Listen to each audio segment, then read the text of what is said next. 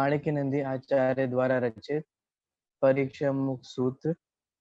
कल हमने यहाँ पर मंगलाचरण का अर्थ देखा था और मंगलाचरण का शब्दार्थ क्या है उसको समझा था। आज हमारी जो कक्षा आगे बढ़ने वाली है वो इस मंगलाचरण में आचार्य ने क्या कहना चाह रहे हैं, वो क्या भाव है उनका, उसको समझने का हम यहाँ पर प्रयास करने वाले हैं। अभी जब आप लोगों ने मंगलाचरण बोला होगा तो मैं ये आशा रखता हूँ कि आप लोगों को उस मंगलाचरण का अर्थ अब बोलते हुए ख्याल में आ गया होगा। ठीक है, फिर भी एक बार जल्दी से रिवीजन कर लेते हैं। प्रमाणादर्थ संसिद्धि, प्रमाण से अर्थ की सम्यक प्रकार से सिद्धि होती है। तदाभासात विपर्यः, तद आभासात, उसका जो आभास है, जो प्रमाणाभास है, उससे विपरीत होता है, मतलब पदार्थ की सिद्धि नहीं होती।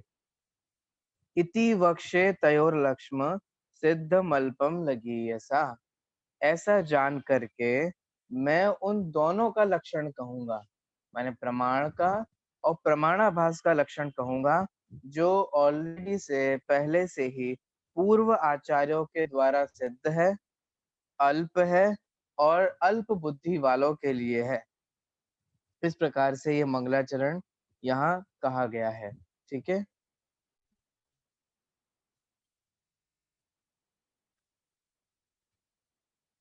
ये आपको आपको एक चीज की ओर ध्यान दिलाना चाहूंगा। यूजुअली मंगलाचरण कैसा होता है, आप लोग कैसा मंगलाचरण करते हैं, जिसमें 5 परमेष्टि को या किसी न किसी को देव शास्त्र गुरु को नमस्कार किया जाता है, होता है कि नहीं होता है? हमें लगता है कि मंगलाचरण सिर्फ वही होता है या वही ही होना चाहिए। देखिए, एक मंगलाचरण आपको ऐसे भी देखने को मिला, अन्याय में तो आपको बहुत देखने को मिलेगा। यहाँ पर किस परमेष्टि को याद किया? किसी को नहीं। देव शास्त्र गुरु में से किसी को भी याद नहीं किया। लेकिन देखिए, किया भी है और नहीं भी किया है, बहुत सारे मतलब हैं इसके। और ये सारी बातें प्रमेय रत्नमाला में आई हैं। प्रमेय रत्नमाला आप लोग जानते हैं? आपको बताया था ना, परीक्षा मुखी टीका है, किसने लिखी है? आचार्य लघु अनंत वीर ने। तो लघु अनंत वीर आचार्य ने परीक्षा मुख की प्रमेय रत्नमाला नामक टीका लिखी है और उसमें उन्होंने ये सारी बातें खड़ी की हैं। वहां उन्होंने घटित किया कि कैसे प्रमाण शब्द कहने से या प्रमाण इतना शब्द कहने से उसमें 24 तीर्थंकर आदि आते हैं। या उन्होंने ये भी बताया कि मंगलाचरण मन से भी होता है, वचन से भी होता है, काया से भी होता है। पंच परमेष्टि को मन में याद रखना, उनको वचनों से नमस्कार करना, काया से नमस्कार आदि करना, तो वह भी उस प्रकार से मंगलाचरण होता है। तो बहुत सारी बात है, शॉर्ट में आप इतना समझ लीजिए कि इस प्रकार से भी मंगलाचरण होता है जिसमें प्रतिज्ञा वाक्य होता है। प्रतिज्ञा वाक्य आप लोग समझते हैं? प्रतिज्ञा वाक्य का मतलब ये होता है कि अब हम क्या करने वाले हैं, हमारा प्रयोजन क्या है। अगर हम आचार्य माणिक्यनंदी से पूछें कि आपका प्रयोजन क्या है, तो वे कहेंगे प्रमाण और प्रमाणाभास का स्वरूप कहना ही हमारा प्रयोजन है। इसका लक्षण कहना, इसका स्वरूप कहना ही हमारा प्रयोजन है। एक बात सिंपल सी समझिए, संस्कृत में ऐसा कहा जाता है, प्रयोजनम विना मंदोपि न प्रवर्तते। मतलब समझ में आया आप लोगों को? मैं हिंदी में बताता हूँ। प्रयोजन के बिना मंद बुद्धि वाला भी प्रवर्तन नहीं करता। देखो, बार बार यहाँ मंद बुद्धि कहा जा रहा है, मैं पहले उसे समझाऊं, है ना। यहाँ पे भी आचार्य कह रहे हैं मैं मंद बुद्धि वालों के लिए, अल्प बुद्धि वालों के लिए। तो क्या जो पागल खाने में भर्ती हैं उनके लिए ये सब बातें कही जा रही हैं? क्योंकि हमारे दिमाग में तो मंद बुद्धि, अल्प बुद्धि वे ही आते हैं। देखो, लघीय सा शब्द का प्रयोग किया जा रहा है, और लघीय सा माने जो छोटे हैं। लघु समझते हैं ना, एक होता है लघु माने छोटा, दीर्घ माने बड़ा, ये तो आप जानते होंगे। तो लघीय सा, लघु शब्द से ही लघीय सा बना हुआ है। तो आचार्य तो कह रहे हैं कि मैं छोटे लोगों के लिए ये बात कहूंगा, जो लोग छोटे-छोटे हैं ना, मैं उनके लिए ये बात कहूंगा। तो फिर कल से आप लोग बंद कर दीजिए सुनना, क्योंकि आप लोग तो सब बड़े-बड़े हो, एटलीस्ट मेरे से तो बड़े हो ही। तो फिर क्या करें? तो देखो, छोटे 3 तरीके के होते हैं, और ये भी प्रमेय रत्नमाला में लघुअनंत वीराचार्य ने कहा। 3 तरीके के लघु होते हैं, एक आयुकृत, एक शरीरकृत और एक बुद्धिकृत। कौन-कौन से हैं? 3, एक आयुकृत, एक शरीरकृत और एक बुद्धिकृत, ठीक है?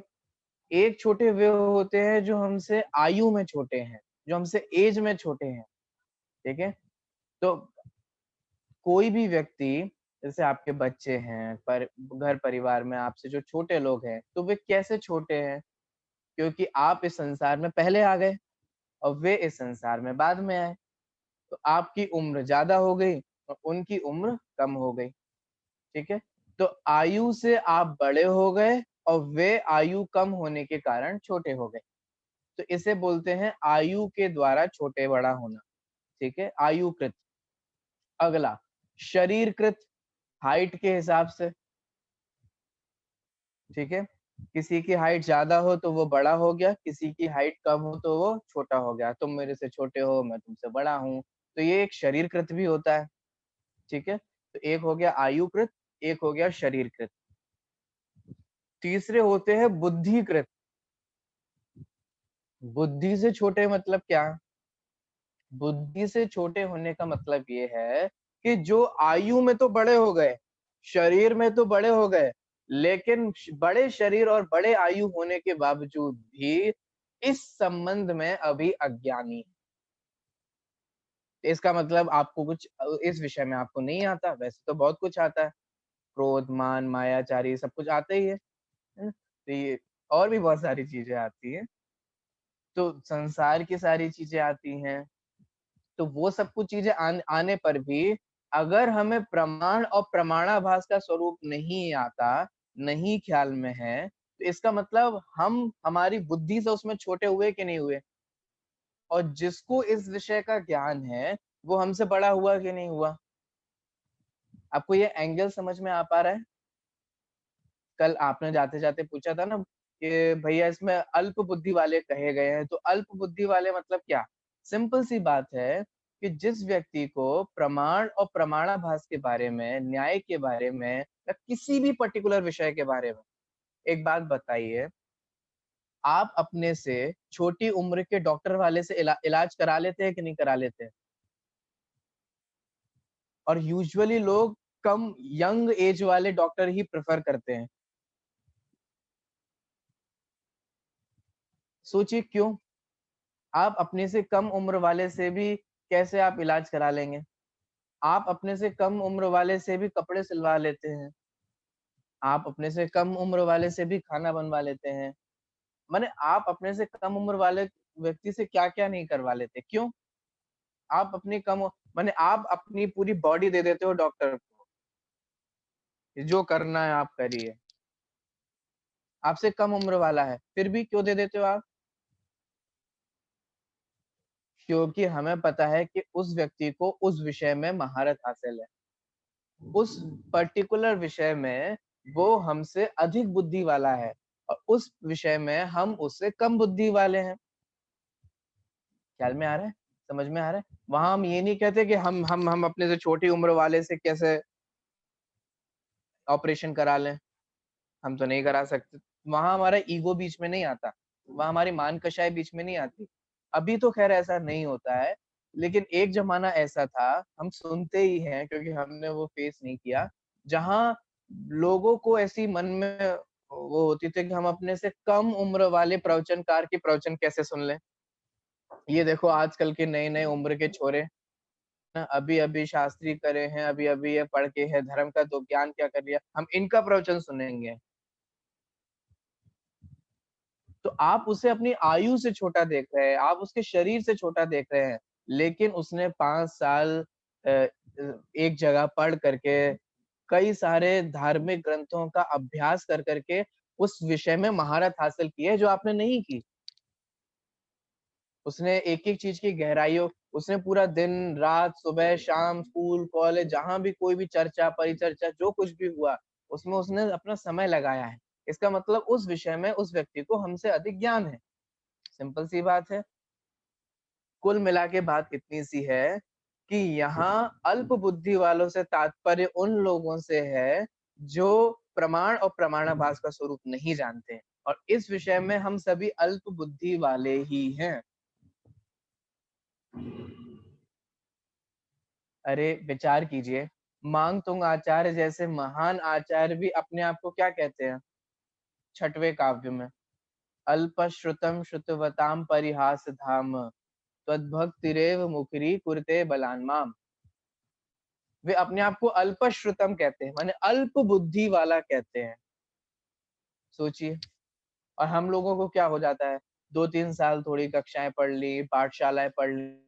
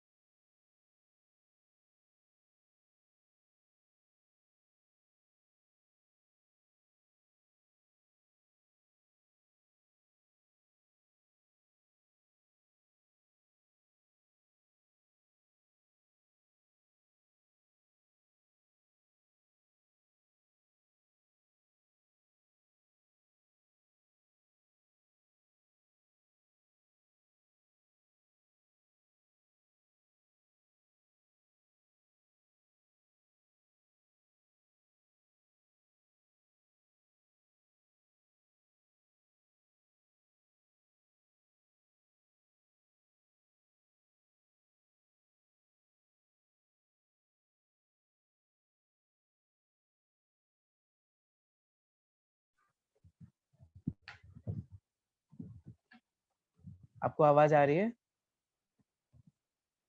चलिए, नेटवर्क का इश्यू था। तो बात सिंपल सी इतनी सी है, अल्प बुद्धि वाला कोई भी हो सकता है, ठीक है? वो एक परीक्षा मुख किसके लिए लिखा गया है? वो एक 80 वर्ष का भी व्यक्ति हो सकता है, वो 70 वर्ष का भी हो सकता है, वो 60, 50, 40, 20, 30 कितने का भी हो सकता है। अगर उस व्यक्ति को उस विषय में ज्ञान नहीं है, तो वो पर्टिकुलर विषय में अल्प बुद्धि वाला है। चलिए इतनी सी बात थी, वापस आते हैं। तो हमारी बात ये शुरू हुई थी कि प्रयोजनम विना मंदोपि न प्रवर्तते, कि प्रयोजन के बिना तो मंद बुद्धि वाला भी प्रवर्तन नहीं करता।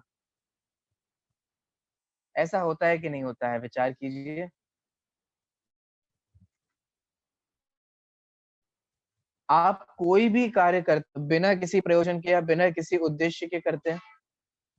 आप कोई भी कार्य क्यों ना करें, आपका उसमें प्रयोजन जरूर निहित होता है। और जहां हमें हमारा प्रयोजन नहीं लगता, वहां हम इन्वॉल्व नहीं होते। एक छोटे से बच्चे से भी कोई काम कराओ आजकल के, तो वे भी कहते हैं कि हमें क्या मिलेगा, हमारा क्या फायदा है।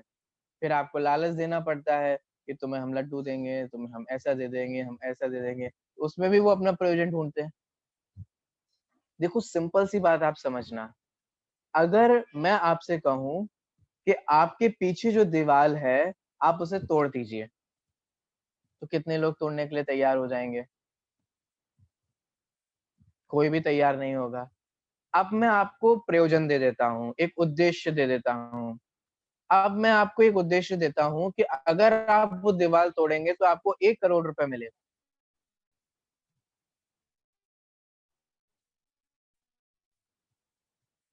तो अब तो तैयार होंगे, तो अब तो सब टूट पड़ेंगे। जब दीवार तोड़ने के लिए कहा गया तो हम तैयार नहीं हुए। लेकिन जब ये कहा गया कि उस दीवार के पीछे 1 करोड़ है अथवा 1 करोड़ हमें मिलने वाला है, तो हम दीवार तोड़ने के लिए तैयार हो जाएँगे। क्यों? क्योंकि हमें प्रयोजन मिल गया, क्योंकि हमें उद्देश्य मिल गया। ऐसे ही दो तरीके के प्रयोजन होते हैं, एक होता है साक्षात प्रयोजन और एक होता है परंपरा वाला प्रयोजन। दो प्रयोजन कौन कौन से हैं? एक साक्षात प्रयोजन और एक परंपरा से प्राप्त होने वाला प्रयोजन। इन दोनों में अंतर क्या है?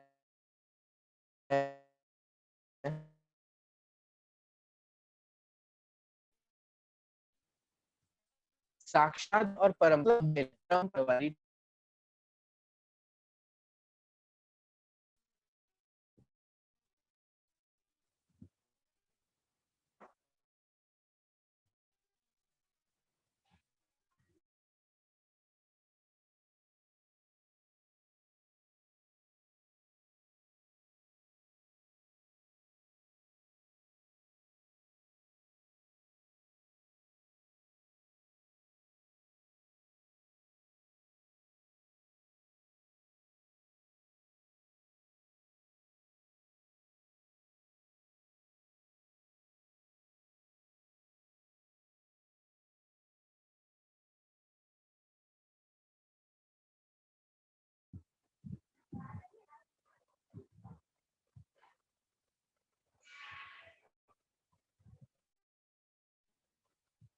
चलिए, आवाज आ रही है आप लोगों को?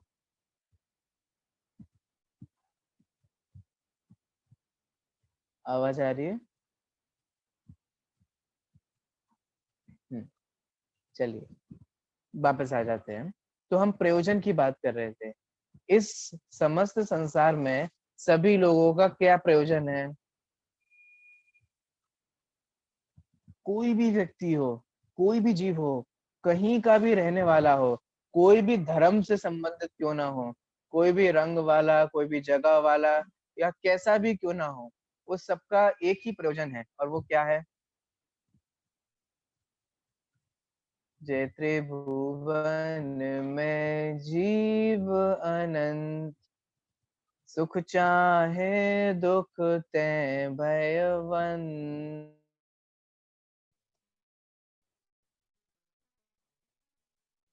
इस तीन भुवनों में अनंत जीव, और अनंत जीवों का एक ही प्रयोजन है, और वो प्रयोजन क्या है?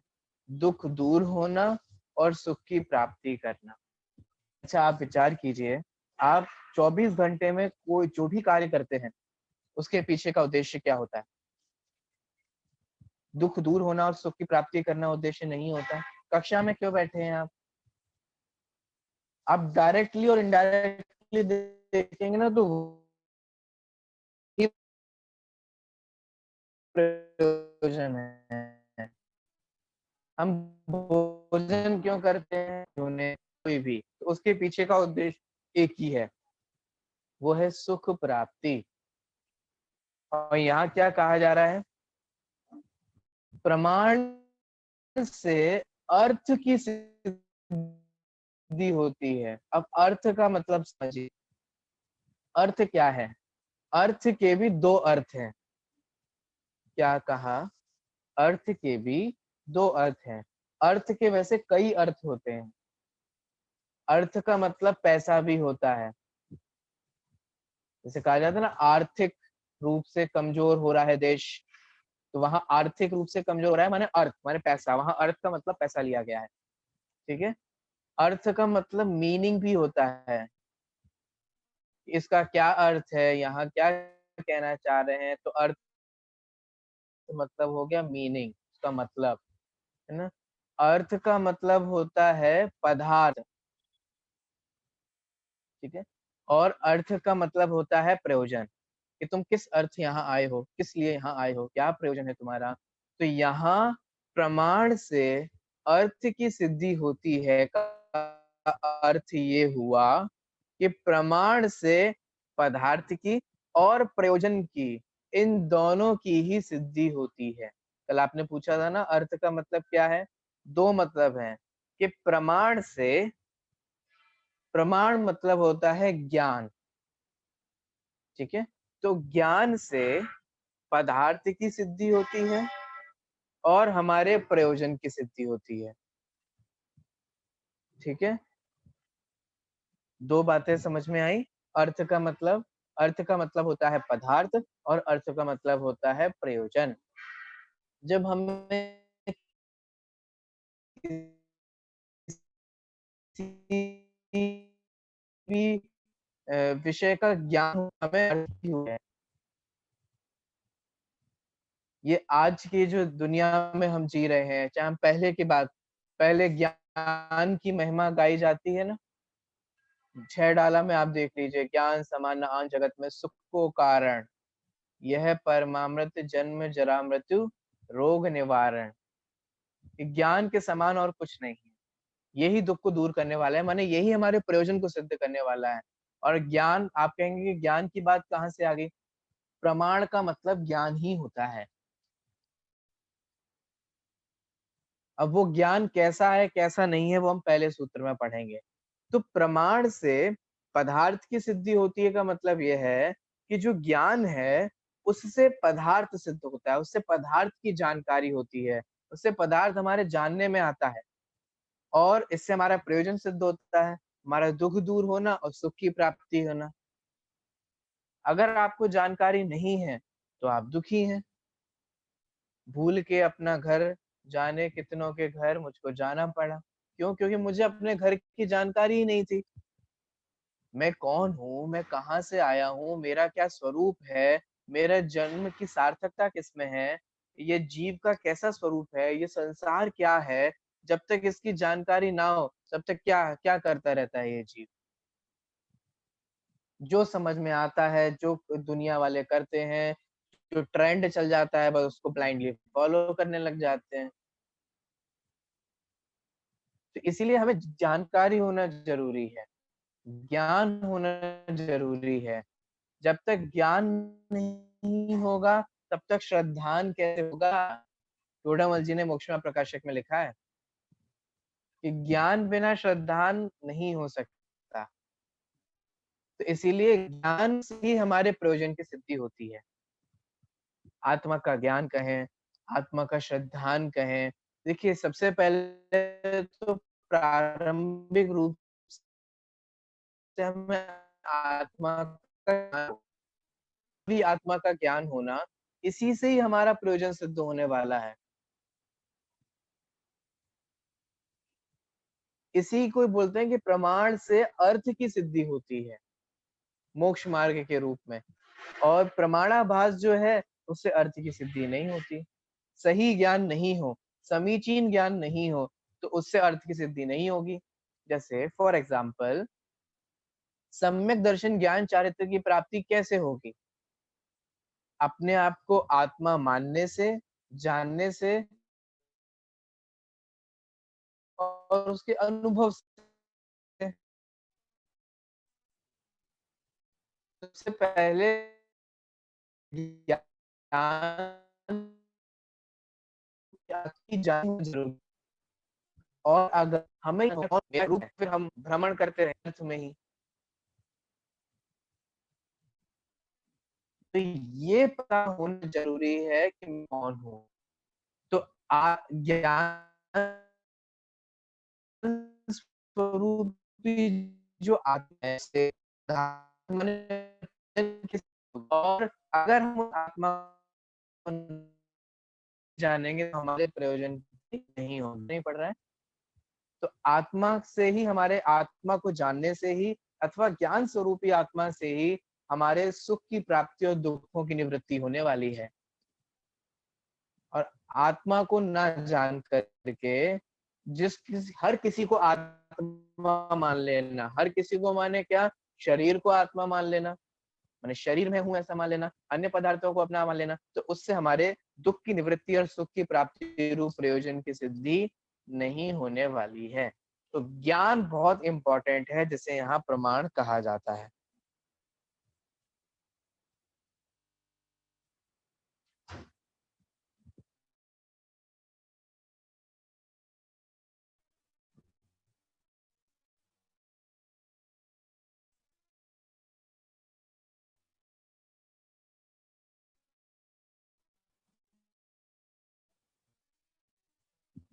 प्रमाणाभास से अर्थ की सिद्धि नहीं होती।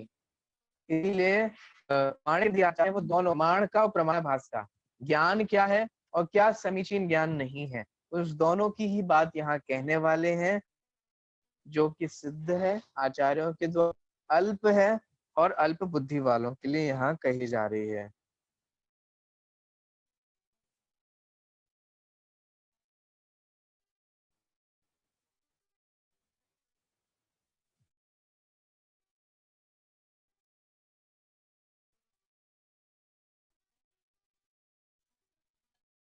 चलिए, माणिक्यनंदी आचार्य ने क्यों इसके पीछे का बिल्कुल बता देते हैं। अल्प लिखने वाले हैं मतलब है कि समझ में ही नहीं आने वाला।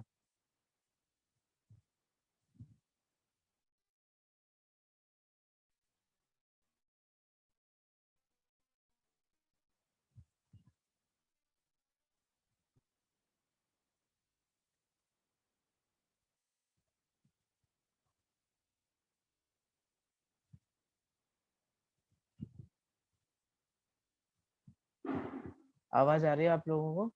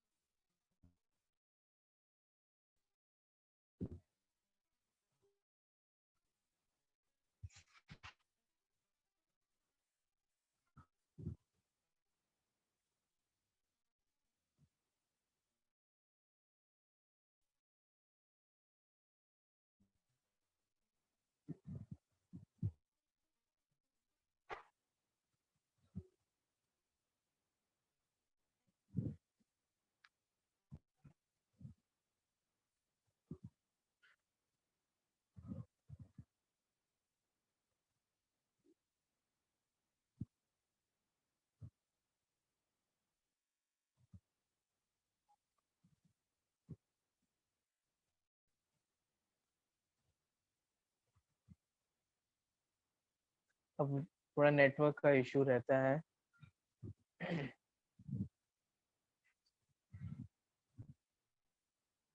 चलिए, धीरे धीरे आवाज आने लग जाएगी। अब ठीक आ रही है क्या आवाज, या अभी भी नहीं आ रही?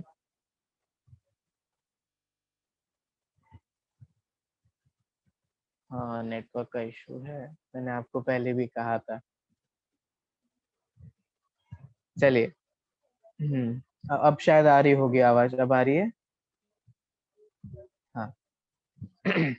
तो सिंपल सी बात यह है, प्रमाण से प्रयोजन की सिद्धि होती है और प्रमाणाभास से प्रयोजन की सिद्धि नहीं होती। तो जब ऐसा आचार्य ने कहा, तो शिष्य ये कहता है, तो साहब फिर हमें जल्दी से प्रमाण क्या होता है ये बता दीजिए। आपको भी जानने की इच्छा हो रही होगी ना कि प्रमाण क्या है, जिससे पदार्थ की सिद्धि होती है, जिससे हमारे प्रयोजन की सिद्धि होती है। तो ऐसा प्रमाण क्या है? देखिए, पहले नंबर का सूत्र है, आप लोगों के पास पीडीएफ होगा, पेज नंबर 3 निकाल लीजिए और सूत्र नंबर 1। अच्छा, पेज नंबर 3 नहीं, सॉरी, पेज नंबर 10। आपको जो पीडीएफ दी गई है उसमें पेज नंबर 10 निकाल लीजिए।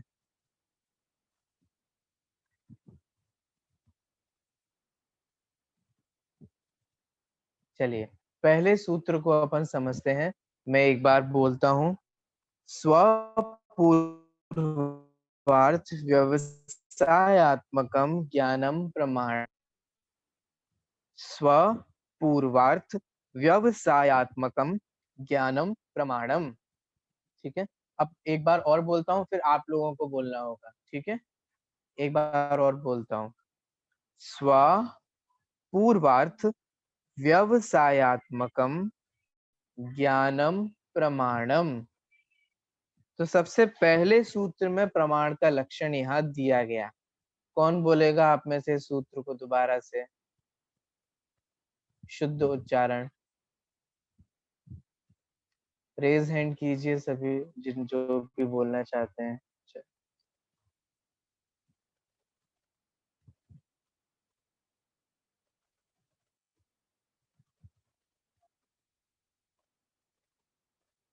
हाँ स्वस्ति जी बोलिए। हाँ, स्वपूर्वार्थ व्यवसायात्मकम ज्ञानम प्रमाणम। बहुत अच्छे।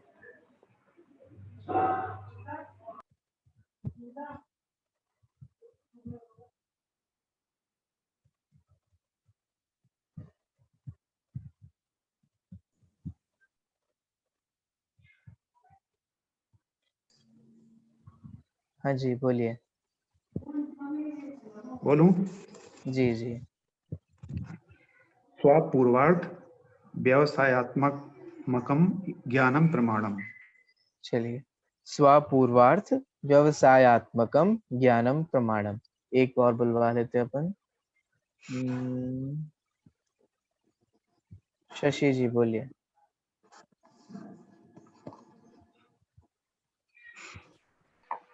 स्वपूर्वार्थ व्यवसायात्मकम ज्ञानम प्रमाणम। बहुत अच्छे। चलिए, तो आप में से सभी लोगों ने सही पढ़ा। अब हम इसका मतलब समझते हैं। आचार्य ने सबसे पहले को बताया गया है, ठीक है। अब अलग अलग करते हैं। स्व, एक जो एक सूत्र है, इसमें से कौन कौन से शब्द हैं? देखिए, स्व, अपूर्व, अर्थ, अपूर्वार्थ लिखा है ना, अपूर्वार्थ। उस अपूर्वार्थ में से दो अलग अलग शब्द निकलेंगे। कौन कौन से होंगे वो दो अलग अलग शब्द? अपूर्व, हाँ बराबर। माया जी ने नीचे लिख करके भेजा है कि इसमें तो स्वा है। स्वा क्यों है? स्वा इसलिए है क्योंकि स्व प्लस अपूर्व है, तो स्व प्लस अपूर्व बनेगा तो स्वापूर्व बनेगा। ठीक है, ये संस्कृत के नियम होते हैं, संधि होती है। तो स्व अपूर्व अर्थ, ये बनेगा स्वापूर्वार्थ। एक शब्द बन गया। आपको समझ में आ रहा है कौन कौन से अलग किया हमने? स्व अलग किया, अपूर्व अलग किया, और अर्थ। ठीक है, और देखिए अगला शब्द है व्यवसायात्मकम। ये एक ही शब्द है, ठीक है। ज्ञानम अलग है ही और प्रमाणम अलग है ही। तो आपको अलग अलग शब्द ख्याल में आ गए कि कौन कौन से शब्द हैं? स्व, अपूर्व, अर्थ, व्यवसायात्मकम, ज्ञानम, प्रमाणम। अर्थ क्या हुआ? अब देखिए इसका हम समझते हैं। स्व माने अपने आप को। पूरी दुनिया को दो कैटेगरी में डिवाइड कर दीजिए। इस पूरी दुनिया को दो कैटेगरी में विभाजित कर दीजिए, तो वो दो कैटेगरी क्या होगी? एक स्व और एक पर। ठीक है, तो स्व में कौन कौन आएगा? स्व में हम आएंगे, हमारे मम्मी पापा आएंगे, हमारे बाल बीबी बच्चे आएंगे, हमारा परिवार आएगा, और पड़ोसी भी हमारे अच्छे हैं तो वो भी आ जाएंगे, और फिर नाना वाले पक्ष के भी आ जाएंगे, और मामा वाले पक्ष के भी, और मायके भी, ससुराल भी, वो सब आ जाएंगे स्व में। कितना बड़ा स्व है? यहाँ कहा जा रहा है कि स्व में सिर्फ और सिर्फ आप हैं। साहब पति तो 7 जन्मों का वादा किया था, नहीं वो भी स्व में नहीं है। ठीक है, अभी हम विशुद्ध द्रव्यान योग की बात कर रहे हैं। अच्छा, आप लोगों को ये तो पता ही होगा, न्याय जो विषय आता है वो द्रव्यान योग में आता है। अभी हम द्रव्यान योग पढ़ रहे हैं, ठीक है। प्रथमान योग, कर्णान योग, चरणान योग नहीं, बल्कि द्रव्यान योग पढ़ रहे हैं। तो ये न्याय भी विषय किसमें आता है? द्रव्यान योग में ही आता है। तो सुबह सुबह हम द्रव्यान योग की ही चर्चा कर रहे हैं। वापस आइए। तो इसका मतलब जिनसे हमने 7 जन्मों के भले ही वादे कर लिए हो, तो भी वे स्व में नहीं आएंगे। भले ही हम अपने बच्चों को कितना भी अपना क्यों ना माने, तो भी वस्तु स्वरूप के अनुसार वे कभी भी स्व में नहीं आएंगे।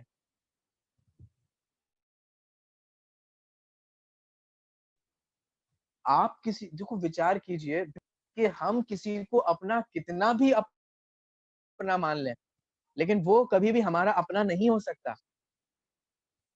इस शरीर को हम कितना भी अपना माने, ये मेरा है, इसे तंदुरुस्त रखना मेरा कर्तव्य है, इसे हष्ट पुष्ट रखना मेरा कर्तव्य है, ये बीमार ना हो ये मेरा कर्तव्य है, तो भी ये कैसा परिणमन करेगा ये आपके अनुसार नहीं है,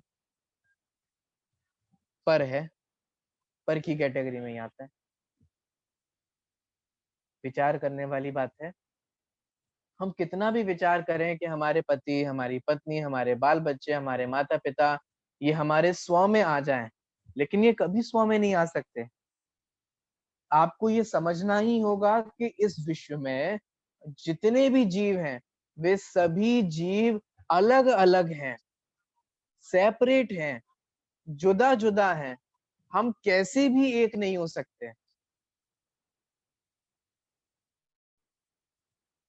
हमारा आत्मा अलग है और सबका आत्मा अलग अलग है। आत्माएं समान जरूर है लेकिन अलग अलग है, अलग अलग होने पर भी समान है और समान होने पर भी अलग अलग है। समझ में आ रहा है? परिवार में अगर 7 लोग हैं तो वे सातों लोग एक साथ रहकर भी अलग अलग हैं। ये विचार करने वाली बात है। एक हमारे ग्रुप फ्रेंड सर्कल का ग्रुप है, तो फ्रेंड सर्कल का ग्रुप है तो एक ग्रुप होने पर भी सारे फ्रेंड्स अलग अलग हैं, सबकी आत्मा अलग अलग है, सबको सबके होने वाले भाव अलग अलग हैं, सबके होने वाले परिणाम अलग अलग हैं, सबको होने वाले कर्म का बंध अलग अलग है। आपको समझ में आ रहा है? ये जुदा होना भी हमें समझ में आनी, एकता की बातें करना अच्छी है लेकिन हम सभी भिन्न भिन्न हैं यह हमें पता होना भी जरूरी है। देखो भाई, अगर हम सभी भिन्न भिन्न हैं तो अपने लिए तो पाप करो ही मत, अपने बच्चों के लिए भी पाप मत करो। ख्याल में आ रहा है मैं क्या कहने की कोशिश कर रहा हूँ? मैं कई पेरेंट्स को जानता हूँ, कई ऐसे माता पिता को जानता हूँ जो स्वयं तो अभक्ष नहीं खाते, स्वयं तो रात्रि भोजन नहीं करते, स्वयं तो आलू प्याज आदि अभक्ष नहीं खाएंगे, लेकिन अपने बच्चों को जरूर खिलाएंगे। पिताजी तो बाजार से खरीद करके लाएंगे और माताजी उसी कढ़ाई में बनाएंगी और खुद नहीं नहीं हमारा तो हम तो सोले का खाते हैं, हमारा तो बहुत शुद्ध सात्विक है। देखिए भाई, दूसरों के लिए भी किया गया पाप दूसरों को नहीं आपको बनता है। समझ में आ रहा है? मैं दूसरों की वजह से जहर खाऊं तो दूसरे मरेंगे कि मैं मरूंगा? बोलो भाई, सीधी सी गणित। हम ही तो मरेंगे, भले ही हम दूसरों के लिए खा रहे हो जहर, जहर तो हम खा रहे हैं ना। भले ही हम दूसरों के लिए कर रहे हो पाप का बंध, लेकिन बंध तो हमें हो रहा है ना। इसलिए मेरा तो ये मानना है, अपने लिए भी पाप मत करो और किसी दूसरों के लिए भी पाप का बंध मत करो। क्यों? क्योंकि स्व पर अलग अलग है और एक्चुअल में ही यही है। हम सभी अलग अलग गतियों से आए हैं, अपने अपने परिणामों के कारण हम अलग अलग गति में चले जाने वाले हैं। कोई किसका साथी नहीं होने वाला है। अगर कोई नरक में चला भी गया तो वहां जब दुख सहन करोगे तो कौन आएगा बचाने? सब अलग अलग चले जाएंगे। मुझे तो परफेक्ट एग्जाम्पल इसके लिए लगता है रामचंद्र जी का, लक्ष्मण जी का और सीता जी के जीव का। करो विचार, इन तीनों ने मोस्ट ऑफ टाइम साथ साथ स्पेंड किया, ज्यादातर समय एक साथ स्पेंड किया, लगभग एक जैसा खाना खाना, है ना, एक जैसा काम करना, एक जैसी चेष्टाएं करना, किया कि नहीं किया? तीनों की एक जैसी गति हुई? नहीं हुई। रामचंद्र जी मोक्ष की प्राप्ति की, सीता जी के जीव ने 16वें स्वर्ग में इंद्र के प्रतेंद्र की प्राप्ति की, माने स्त्री पर्याय का छेद कर लिया, और लक्ष्मण जी नरक में गए। सोचो कैसी विचित्रता है। हम साथ साथ हैं, हम साथ साथ आए हैं, साथ अरे भैया कुछ साथ साथ नहीं होने वाला। मनुष्य भव में रह लो साथ जितने साथ रहना हो, आगे तो वैसे ही अलग अलग होना है। तो सुनो, जब तक साथ हो तब तक शांति से साथ रहना, ये भी समझने वाली बात है। सीधी सी विचार करने की बात है। हम कोई बहुत अनंत काल के लिए तो एक परिवार में रहने के लिए नहीं आए। थोड़े से 60 70 80 वर्ष के जीवन है, 100 साल का जीवन है, रह लो शांति से जब तक बिताना हो। जब हमें रहना ही है तो फिर अशांति क्यों? जब हम वहां रहने ही वाले हैं तो फिर परिणाम खराब क्यों करना? ये भी विचार करने वाली बात है। तो पूरी दुनिया कितने भागों में बंटती है? तो पूरी दुनिया 2 भागों में बंटती है और वो 2 भाग कौन-कौन से हैं? स्व और पर, ठीक है? स्व में कौन आता है? स्व में मैं आता हूँ, सिर्फ और सिर्फ मैं। और पर में मुझे आत्मा को छोड़ करके अन्य जितने भी हैं, वो सब किसमें आते हैं? पर में आते हैं, ठीक है? अब देखिए यहाँ क्या कहा जा रहा है। पीछे से शुरू करते हैं। आप लोगों को आवाज तो आ रही है ना? चलिए, बहुत अच्छे। पीछे सूत्र का सबसे लास्ट 2 शब्द देखिए, कौन से हैं सूत्र के लास्ट 2 शब्द मुझे बताइए? ज्ञानम प्रमाणम, यही 2 शब्द है ना? ज्ञानम प्रमाणम, अर्थात मतलब क्या हो गया कि ज्ञान ही प्रमाण है। आप लोग को ये बहुत इच्छा हो रही थी ना जानने की कि प्रमाण क्या होता है, प्रमाण क्या होता है? तो यहाँ आचार्य कहते हैं देखो भाई, ज्ञान ही प्रमाण है। किसे कहते हैं प्रमाण? ज्ञान को कहते हैं। कैसा होना चाहिए ज्ञान? बोलिए। क्या हर किसी के ज्ञान को आप प्रमाण ज्ञान कहते हैं? जैसे फॉर एग्जाम्पल, एक बहुत मोटा मोटा एग्जाम्पल समझिए। जैसे मान लीजिए आपको, बहुत सिंपल सा, बहुत नॉर्मल सा मैं बात कहता हूँ कि आपको पेट में दर्द हुआ। पेट में दर्द तो बहुत लाइटली चीज है। मान लीजिए आपको कोई और दर्द हुआ, कि आपको नहीं, आपको तो मैं दर्द नहीं कराता हूँ, किसी को, एक व्यक्ति को दर्द हुआ। अब किसी एक व्यक्ति को जो दर्द हुआ, पेट का दर्द हुआ या कमर में दर्द हुआ या कोई भी पैर में दर्द हुआ, जैसे मान लीजिए उसके पैर में दर्द हुआ। अब उसके जो पैर में दर्द हुआ तो आस-पास हमारे इंडियन कल्चर में कहें अथवा वात्सल्य स्वरूप के अंतर्गत कहें, तो कोई भी व्यक्ति को के हमें जो ट्रीटमेंट पता वो हम बता देते हैं। बताते हैं कि नहीं बताते? घर में अगर आपका छोटा-सा बच्चा हो और उस छोटे से बच्चे को कोई तकलीफ हो जाए, तो उसके तकलीफ हो जाने पर आपके परिवार में जितने सदस्य होते हैं, जितने बड़े-बुजुर्ग होते हैं, वो सभी अपना-अपना ज्ञान देते हैं कि अच्छा ये कर दो, अच्छा अब ये कर दो, अच्छा अब ये मल दो, अब वो खिला दो, वो पीस दो, वो कर दो। सब देते हैं कि नहीं देते हैं? अब आपके पास 15-20 लोगों की जानकारी इकट्ठी हो जाती है। छोटे से बच्चे के पेट में दर्द हुआ और उस पेट दर्द के लिए आपके पास 15-20 लोगों ने उपाय बता दिया। किसी ने कहा ये चटा दो, किसी ने कहा वो खिला दो, किसी ने कहा टी पिला दो, किसी ने पेट, सबने अपनी-अपनी अलग-अलग बातें बोल दी। आप किसकी मानते हैं मुझे ये बताइए? मुझे तो इसमें इंटरेस्ट है।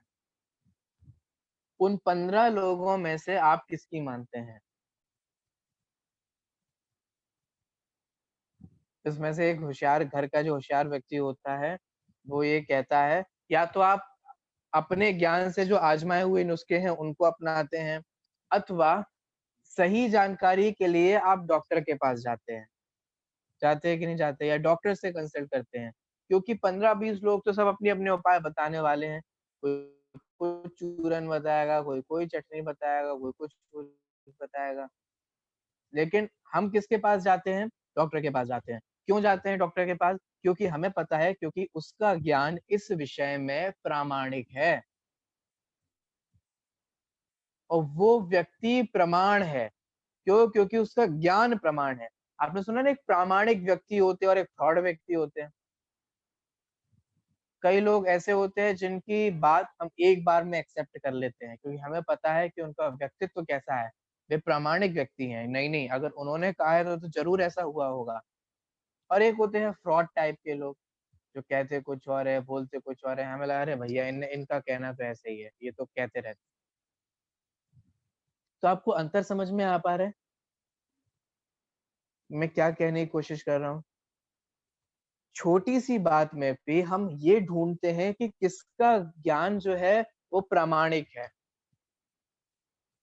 यहाँ ये कहा जा रहा है कि प्रमाण किसे कहा जाएगा? ज्ञान को प्रमाण कहा जाएगा, लेकिन कोई भी ज्ञान को प्रमाण नहीं कह दिया जाता है।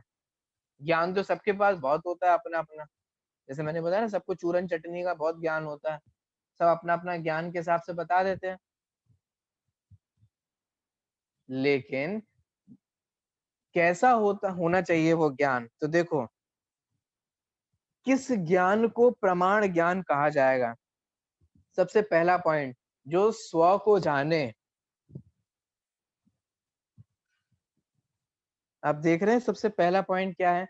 ज्ञानम प्रमाणम। लेकिन कैसा ज्ञान होना चाहिए? स्व को जानने वाला होना चाहिए।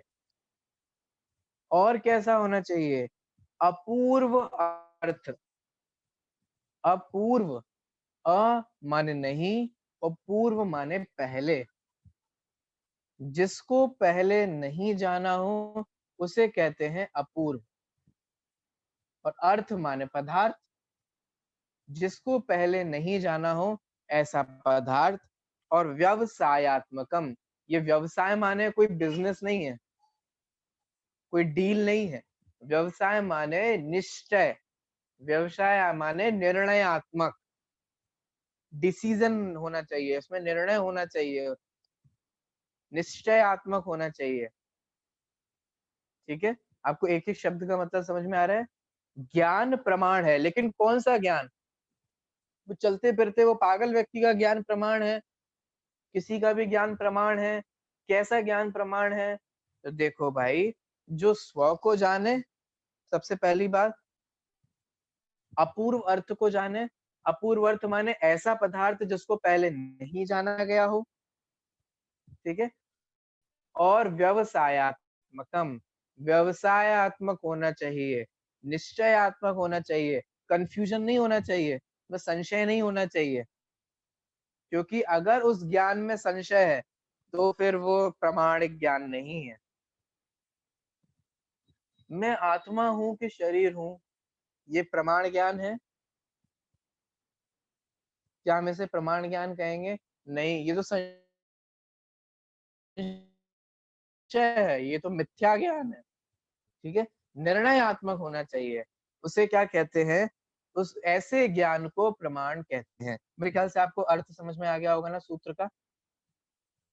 अभी इसमें बहुत कुछ विचार करने योग्य चीजें हैं कि स्वपद क्यों दिया, अपूर्व अर्थ का मतलब क्या है, निश्चयात्मक का मतलब क्या है, और ज्ञान को प्रमाण क्यों कहा, ये सारी बातें चर्चा करने योग्य है। अभी अपना समय हो गया है, ये अपन कल चर्चा करेंगे। आपको पहले सूत्र का मतलब तो ख्याल में आया ना सभी लोगों को? ठीक है। एक बार मैं एक सेंटेंस में सूत्र और उसका सूत्रार्थ बोलता हूँ। स्वपूर्वार्थ व्यवसायत्मकम ज्ञानम प्रमाणम। अर्थात जो स्व को जाने और ऐसे पदार्थ जाने जिसको पहले नहीं जाना गया,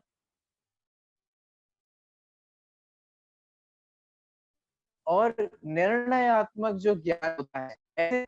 ठीक है, ये सूत्र हुआ। किसका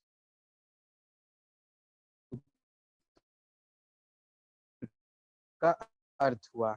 अब इसमें आचार्य आप लोगों को कोई प्रश्न तो पूछ लीजिए।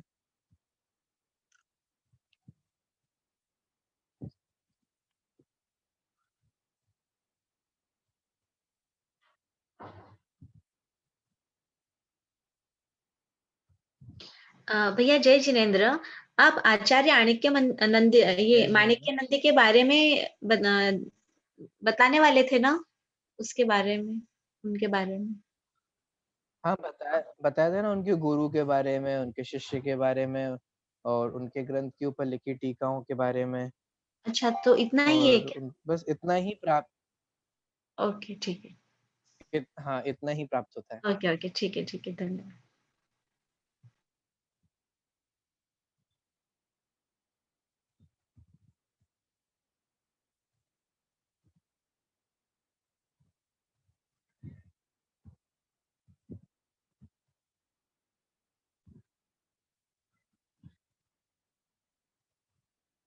जी प्रीति जी, बोलिए।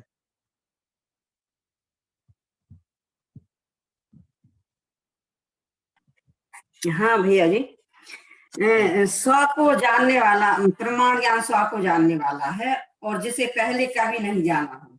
जी तो पहले कभी नहीं जाना हो तो मतलब उसमें क्या लेंगे कि अभी अपन मतलब सम्यक ज्ञान प्रमाण का ज्ञान ही नहीं है, तो वो लेंगे क्या? क्या कह रहे हैं? पहले आपका कभी आवाज नहीं सुनाई दी। हाँ, वो सुनाई दे रही, स्पष्ट नहीं है, सुनाई तो दे रही है। हाँ।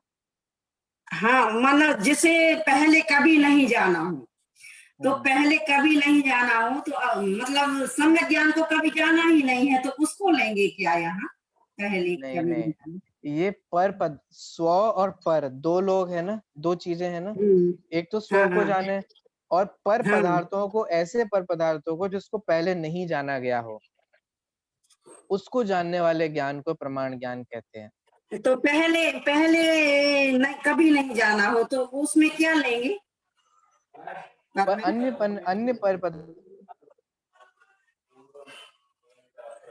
जैसे आपको पहले परीक्षा मुक्त संबंध ये ज्ञान नहीं था, जी। करके ज्ञान करेंगे तो वो ज्ञान प्रमाण ज्ञान कहलाएगा, क्योंकि वो पहले नहीं। अब एक ही बात को आप बार बार जानेंगे तो वो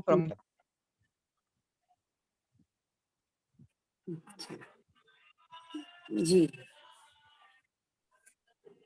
जय जिनेंद्र भैया। जी नेहा जी, जय जिनेंद्र। भैया उस टाइम वॉइस ना ब्रेक हो रही थी, मुझे ये पूछना था कि ये साक्षात पर प्रयोजन क्या होता है? हाँ, साक्षात प्रयोजन और परंपरा प्रयोजन। साक्षात प्रयोजन तो ऑन द स्पॉट वाला है, उसी समय, और परंपरा माने कालांतर में, कुछ काल बाद। तो जैसे दो एम होते हैं, दो तरीके के उद्देश्य होते हैं, कि अभी तो इसलिए कर रहे हैं और फिर फ्यूचर में ऐसा हो जाएगा। अब जैसे प्रमाण है, तो प्रमाण माने किसी भी ज्ञान, जैसे किसी भी विषय का आपको ज्ञान होता है। जैसे जैसे इस कक्षा के दो प्रयोजन हैं, एक साक्षात प्रयोजन और एक परंपरा प्रयोजन। क्या है वो दो प्रयोजन? कि जब आप इस कक्षा को पढ़ते हैं तो आपका अज्ञान दूर होता है, ठीक है। अज्ञान का दूर होना और ज्ञान की प्राप्ति होना, ये तो साक्षात प्रयोजन हुआ, तुरंत आपको मिलता है। और परंपरा से क्या मिलता है? जब हम इस संबंधी ज्ञान का विचार करते हैं, चिंतन करते हैं, तो हम धीरे धीरे मोक्ष मार्ग के पद पर आगे बढ़ते हैं। तो ये परंपरा से होने वाला प्रयोजन है।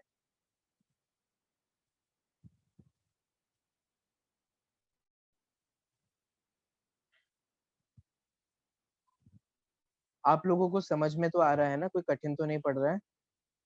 ठीक है, मैं सिंपल करने की कोशिश करता हूँ, थोड़ा बहुत एग्जांपल्स देने की भी कोशिश करता हूँ, ठीक है। और कोई प्रश्न है किसी को? चलिए तो फिर ज्योति जी। हाँ, जय जिनेंद्र भैया। हाँ, मतलब जय जिनेंद्र। डेफिनेशन यही हुई ना कि स्व को जाने, और जो ऐसे पदार्थ जो हमने पहले नहीं जाने, पूर्व में नहीं पहचाने, उन पदार्थों के ज्ञान को प्रमाण कहते हैं, सम्यक ज्ञान को। मतलब एक बार फिर से बोल दीजिए। डेफिनेशन जैसे जो स्व को जाने और हाँ। ऐसे पदार्थ जिनको हमने पहले नहीं जाना, उनके हम्म, निर्णयात्मक ज्ञान को प्रमाण कहते हैं। बराबर। हाँ, इस सब को प्रमाण के बराबर, बिल्कुल। आपको और कुछ पूछना है नेहा जी?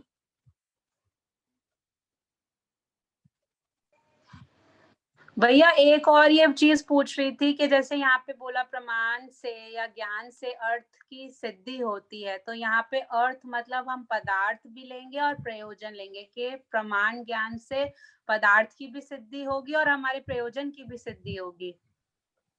तो पदार्थ तो स्वयं सिद्ध है, तो उसकी सिद्धि क्यों होना? पदार्थ तो स्वयं सिद्ध है। पदार्थ की सिद्धि हमारे ज्ञान में होगी ना।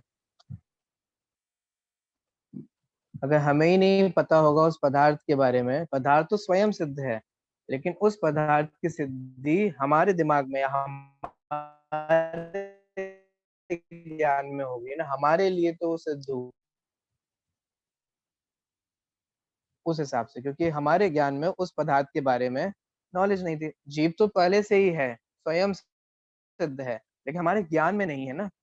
हमारे ज्ञान में मैं जीव हूँ, हमारे निर्णय में मैं जीव हूँ, वो नहीं है ना। तो उस जीव आत्मा को जानने से कि मैं जीव हूँ, तो हमारे ज्ञान में उस जीव की सिद्धि होती है, ऐसा। चलिए, ठीक है। इस सूत्र का जो भावार्थ है, एक एक स्व क्यों लिया, अपूर्व क्यों लिया, अर्थ क्यों लिया, निश्चय का ही क्यों लिया, ये सारी चर्चा अपन कल करते हुए दूसरे सूत्र की ओर बढ़ेंगे, ठीक है। बोले महावीर भगवान की जय।